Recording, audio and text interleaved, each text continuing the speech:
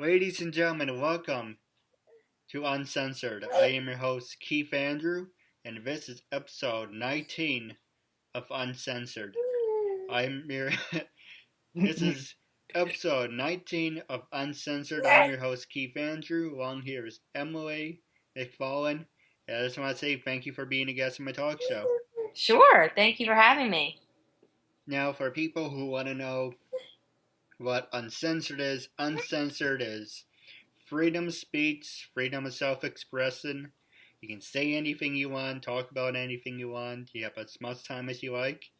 And the whole point of my talk show is to show people that even with a learning disability, I can still overcome controversy and reach my goals in life.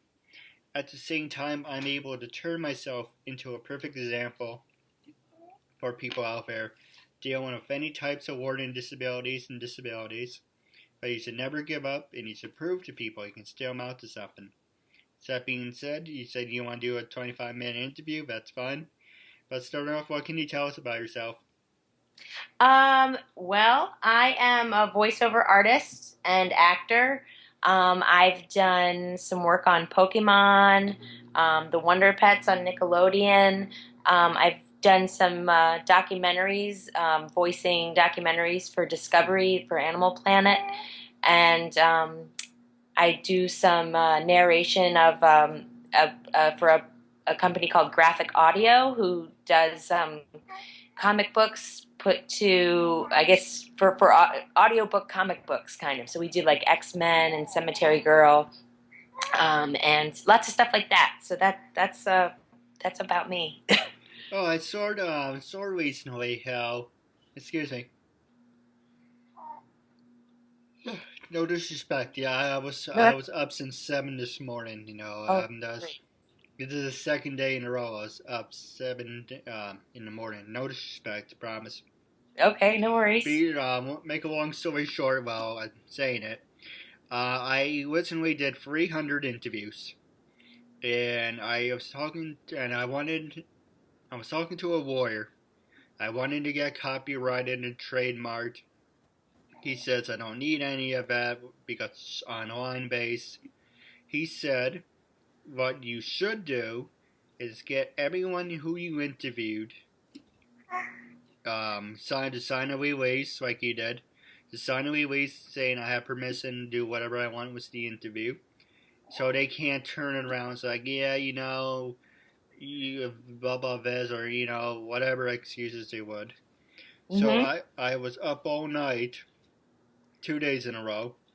I took everything down, and I'm re-uploading all the interviews, only the interviews with permissions. So yeah, no You've disrespect, been I busy. yarn. No disrespect by yarn, but I'm upset about it. It took a lot of time and taking a lot of caffeine pills, a lot of caffeine Oh to keep goodness. myself just motivated.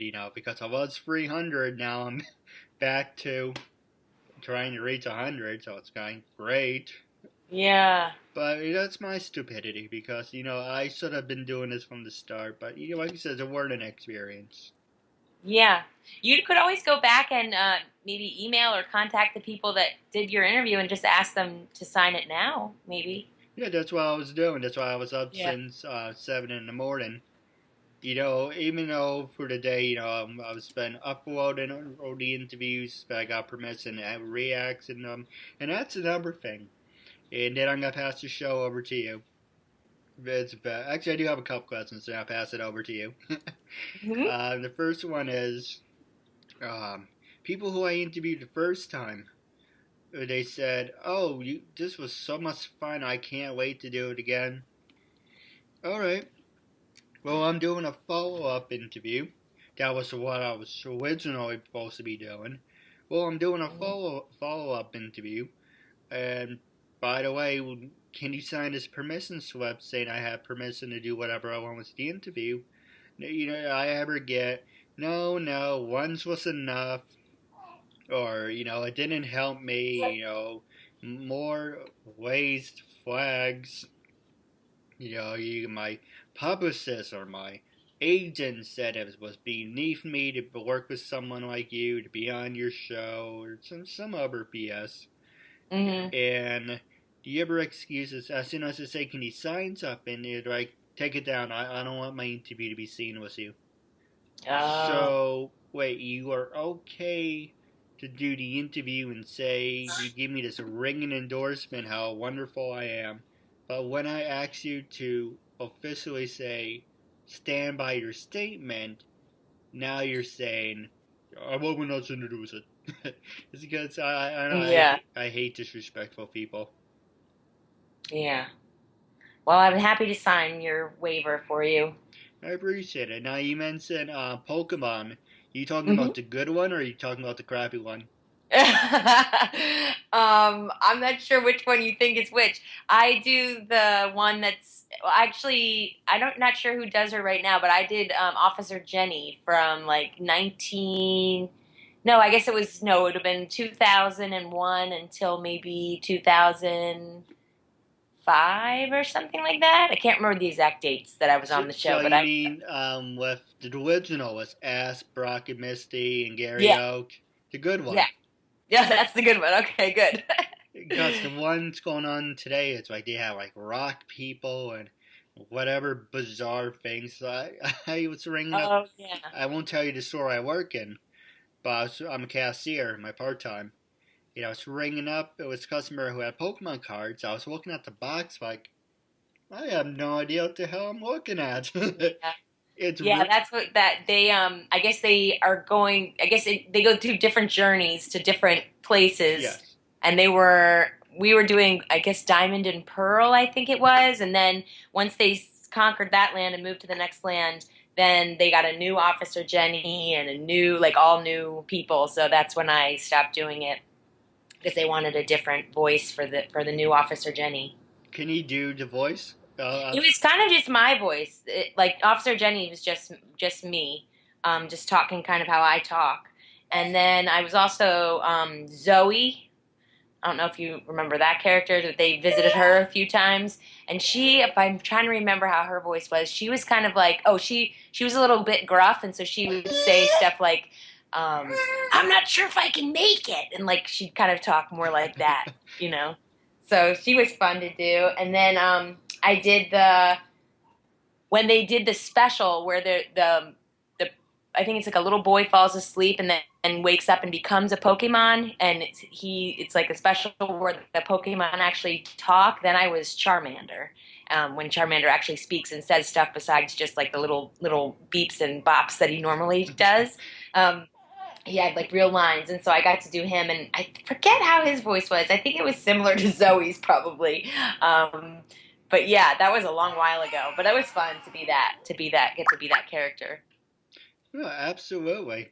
Now I'm gonna pass the show over to you. Was there anything you want to ask me? Any subjects you like to talk about? I'd love to know how you decided to get started doing this project. What made you want to get into doing interviews? Well, don't mind my dog barking in the background. That's probably That's all my. right. I have my baby and you have your dog, so we're good. And again, when I yarn and begin, I'm very respectful. I didn't mean any disrespect. Oh, I'm not offended at all. Don't worry about it. So, in answer to your question, I recently did an interview about a couple days ago. It's called Inside the KeithAndrewNetwork. And my past interviews, I was saying, I used to work in retail. And it's true. I used to work in retail. I worked over in a bunch of other stores, and I won a ball I won't mention, but I got sick out of it, and it took me a whole year to recover. I basically how we're talking now. I give you this scenario. You say, "Hey Keith, how are you?" Blah blah blah blah. Mm-hmm. And then you would go in the back. You say, "Keith is stalking me. Keith is doing this. Keith is doing that." I would Oh. get cold in the back, blah blah blah blah blah. Make a long story short, I would go on the cell. So, oh, we're like I said, I keep a PJ. Oh, we're just blanking with you. We're having fun with you. We know you have a learning disability. Don't take it so personally. We're screwing with you, all this and that. And I spent more time. The good news is I was getting paid. The bad news is I was spending most of my time vomiting because I was having panic attacks. Yeah, she's a perfect example of that. I was like that. And, it was a horrible experience. It took me a whole year to recover. This was 2007. It took me a whole year to recover, 2008. I tried, during that time, 2008, I was basically home. I wouldn't leave the house. I wouldn't do anything because that's how sick I was. Mm-hmm. And it took me a year to recover. 2009, I went to West Point, and they were offering a custodial course after the 9 years. After 6 weeks, you get a little. I keep butchering this word. Certificate. Mm-hmm. And it said, and after saying, certified to work anywhere in New York State as a custodian, you can work anywhere, you can train. Unfortunately, there was a tiny little incident. It was a misunderstanding, but yeah, the excuse was there was didn't get the contract, so I couldn't work for them. Fast forward, I tried working for Home Goods. I had a job coach working for me. She was Michael managing me. She followed me wherever I went. I was like, I can't do this. Either you gotta let me work and be myself and express myself, or I'm not gonna work for Home Goods. So I worked for a day or so, and I said, you know what? It does have like someone flipped the switch, saying, you know what? I don't want this. I don't want to do it anymore. So, and I'm the youngest out of 4 brothers and 1 sister, and my brother before me said, what am I gonna do with my life? While I'm in Poughkeepsie, I'm working at a bank, I'm working in a store, I'm unhappy, My dad says, well, you went to college, you have a BA, you have a bachelor's, your other brother has contacts, so go to the city. Well, I don't know, the city's so scary for me. It's like, well, you have what you have, and you have opportunities, just take it. And I said to my dad and I said to my mom, what about me? And they said, what about you? And I said, well, if he can go to the city and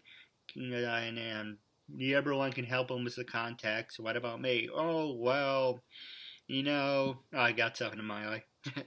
Oh, well, you're a different case, you're a different situation, you're blah, blah, this and that. And I got sick of hearing that all my life. So I said, screw it.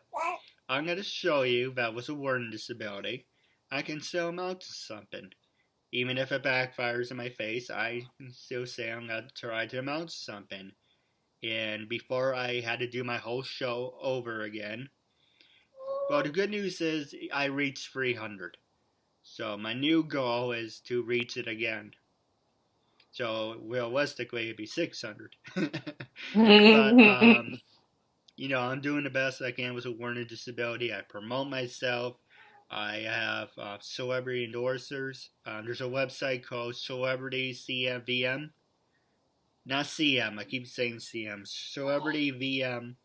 It's where I'm on there, for example. So you can give me like $20 or something, and I can say whatever you want. Like, hey, today's your daughter's birthday. Can you wish her a happy birthday? Or today's my birthday? Or I'm getting married today?